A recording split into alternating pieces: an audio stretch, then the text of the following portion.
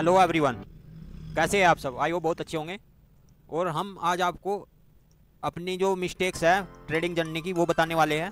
जो 5 major mistakes होती है वो हम आपको बताने वाले हैं, जिससे कि आप अपनी ट्रेडिंग जर्नी में ये मिस्टेक्स ना करें। अगर आप बिगनर हो या सीख रहे हो तो ये 5 मिस्टेक्स आप नोट डाउन करें और इनको आपको नहीं करना है, क्योंकि अगर आप ये गलतियाँ करोगे तो आपको बहुत टाइम लगने वाला है ट्रेडिंग में।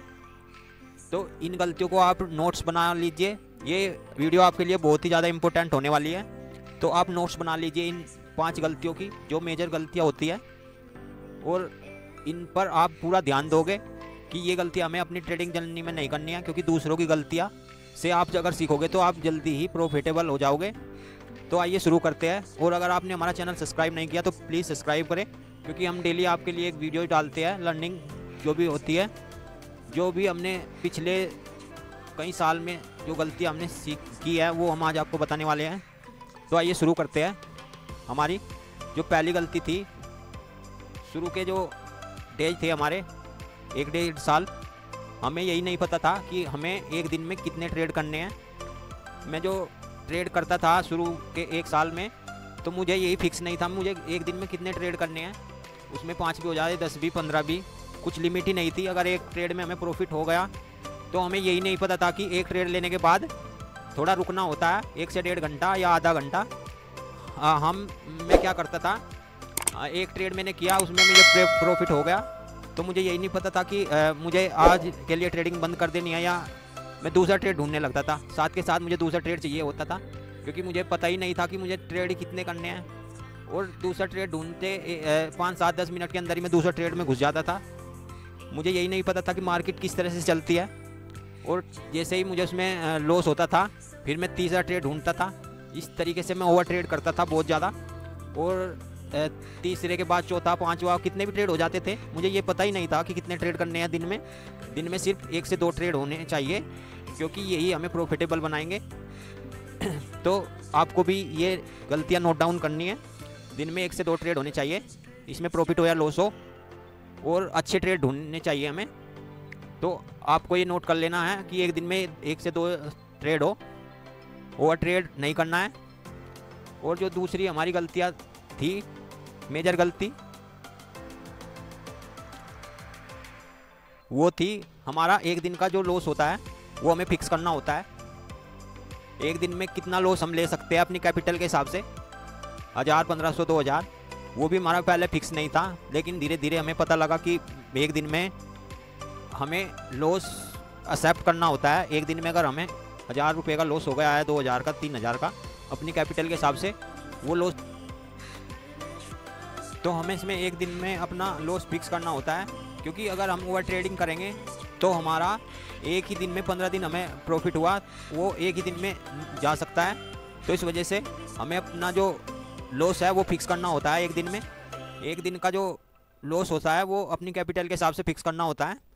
तो ये भी आपको नोट डाउन कर लेना है कि हमें कितना लॉस हमें एक दिन में लेना है अपनी कैपिटल के हिसाब से, वो लॉस आपको फिक्स करना है। तो अगला जो हमारा टॉपिक आता है तीसरे नंबर पे, वो होता है सेटअप का वेट नहीं करना।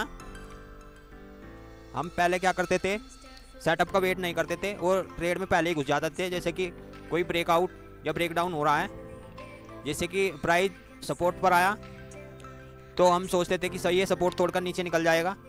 लेकिन ऐसा नहीं है, प्राइस वहाँ पे काफ़ी देर रुक भी सकता है और वहाँ से सपोर्ट भी ले सकता है। तो आपको ये नहीं करना है कि ये नीचे ही जाएगा, वहाँ पे आपको सेटअप का वेट करना पड़ेगा। ये जैसे कि यहाँ पे रेजिस्टेंस है, तो यहाँ पे प्राइस आया, और अगर इसने यहाँ पे कंसोलिडेशन करके ये ब्रेकआउट कर रहा है, ब्रेकआउट करने के बाद आपको एंट्री बनानी है। जब ये रिट्रेस करेगा उससे आपका एसएल भी छोटा होगा, तो आपको सेटअप का वेट करना है।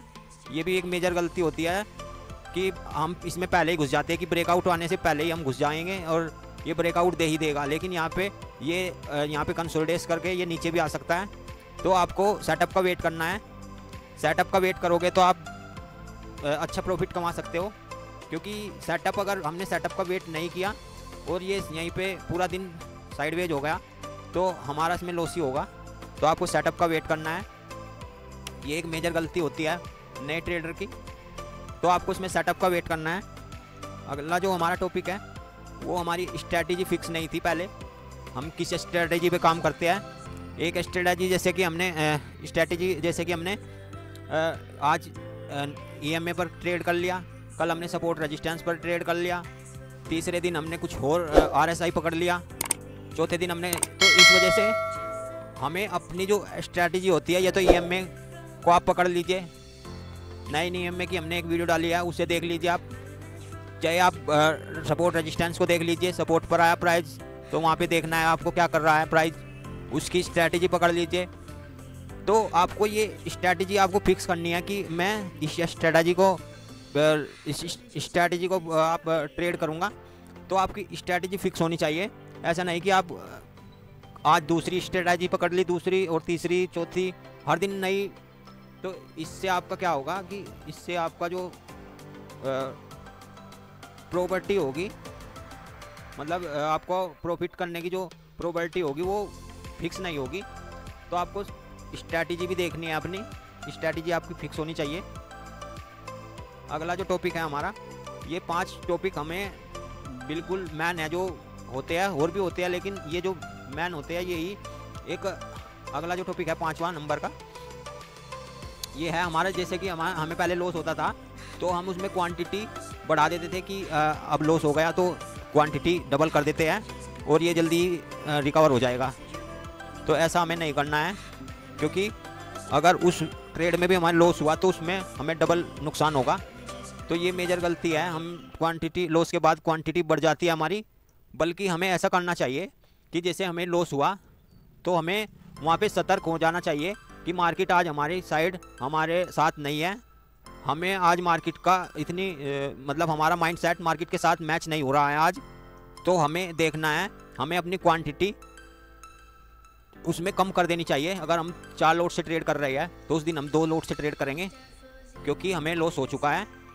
तो ऐसा नहीं करना कि आज हम 4 लोट से ट्रेड करते हैं तो हम 8 लोट बढ़ा देंगे लॉस होने के बाद, ऐसा नहीं करना है। तो ये भी एक मेजर फैक्ट होता है कि हमें लॉस होने के चांसेस ज़्यादा होते हैं।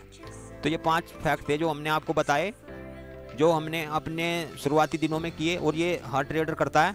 तो आपको इन्हें नोट डाउन कर लेना है, और नोट डाउन करके आपको इनको फिक्स करना है, क्योंकि दूसरों की गलती से आप सीख सकते हो।